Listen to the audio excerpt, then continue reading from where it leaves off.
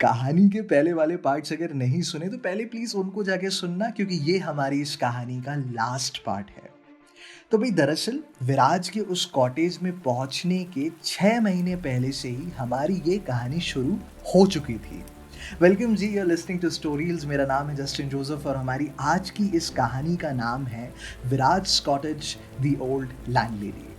उस रात मडनी में बहुत तेजी से बारिश हो रही थी।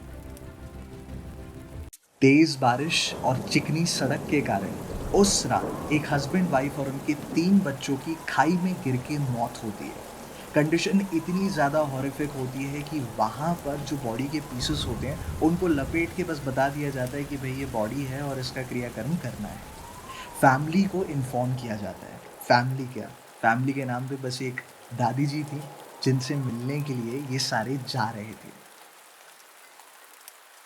दादी जी जो होती हैं वो वैसी आउटस्कर्ट्स में रहती है, तो उनके पहचान के ऐसे कोई ज़्यादा लोग होते नहीं हैं।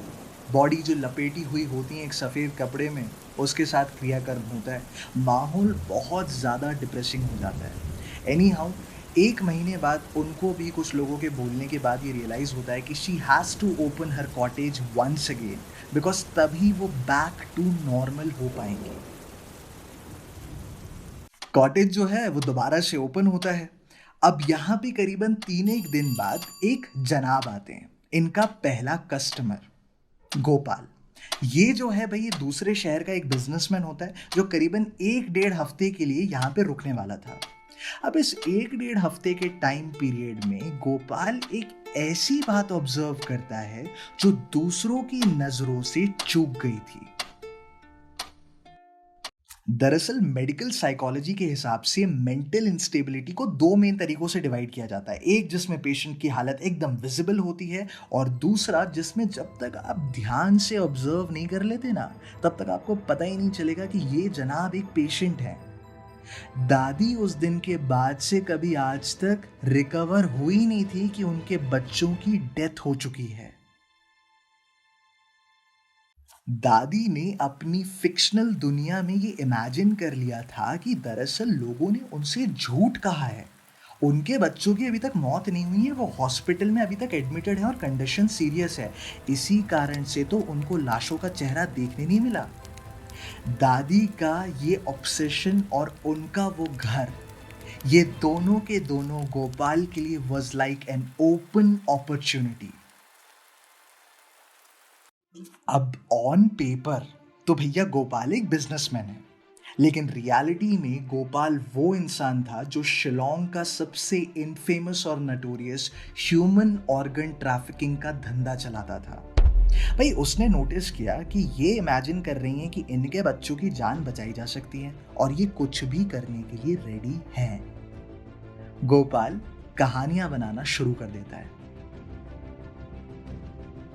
अब गोपाल जो है वो दादी को इस बात के लिए कन्विंस कर लेता है कि मैं आपके बच्चों को बचा तो सकता हूँ, लेकिन उनको बचाने के लिए ना मुझे एक ऑपरेशन करना पड़ेगा और ऑर्गन्स की ज़रूरत पड़ेगी। दादी तो वैसे ही कन्विंस रहती हैं। वो क्या करती हैं कि उनके वहाँ जितने कस्टमर्स आते हैं उनकी डिटेल्स उठा के गोपाल को कॉल करके बता देती। गोपाल एक डॉक्टर के साथ आता और अपनी प्रोसीडिंग्स कर लेता। लेकिन विराज के आने के 2 हफ्ते पहले दादी कुछ अनप्रिडिक्टेबल कर देती हैं। अब like any mistreated medical patient दादी अपनी दुनिया में वर्स होने लगती हैं, और उनको ऐसा लगने लगता है कि अगर मुझे अपने बच्चों को जल्दी बचाना है तो मैं ना ज़्यादा लोगों को अगर इसको प्रोवाइड करूँगी तो जल्दी ऑपरेशन हो जाएगा। वो उस रात अपने सोने की दवाई को यूज़ करके वहाँ रुक के 3 लोगों को पहले ड्रग करती हैं, उसके बाद she simply kills them. And just like that, the old landlady goes on a killing spree by killing 12 customer जो वहाँ पे रुकने के लिए आए थे। उनको ये लगता था जिस दिन गोपाल आएगा सारी बॉडी इकट्ठा दे दूंगी, कर लेना ऑपरेशन। गोपाल को जैसे इस बारे में पता चलता है उसका दिमाग खराब हो जाता है, क्योंकि ये कोई आलू की बोरियां नहीं थी, घर में लाशें जमी हुई थी। एनी हाउ इस केओस के बीच में एक नया कस्टमर आता है, विराज।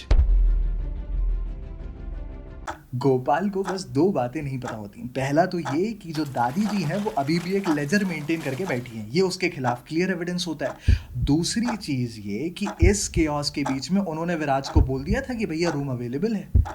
अब आगे क्या हुआ ये तो हमको पता है। Let's go to that phone call. Viraj को ढूंढने की अनूप के अलावा और कौन कोशिश कर रहा था?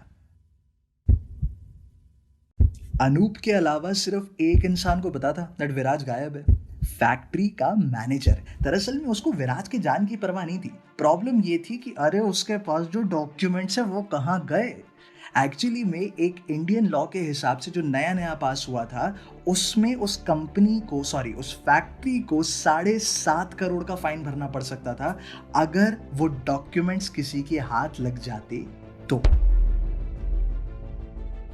विराज को कॉटेज से रिकवर करते समय वो डॉक्यूमेंट्स भी मिली, जिसके चलते उस कंपनी के 3 मालिक को कस्टडी में भी लिया गया और फाइन भी लगा। मैनेजर को जेल हुई।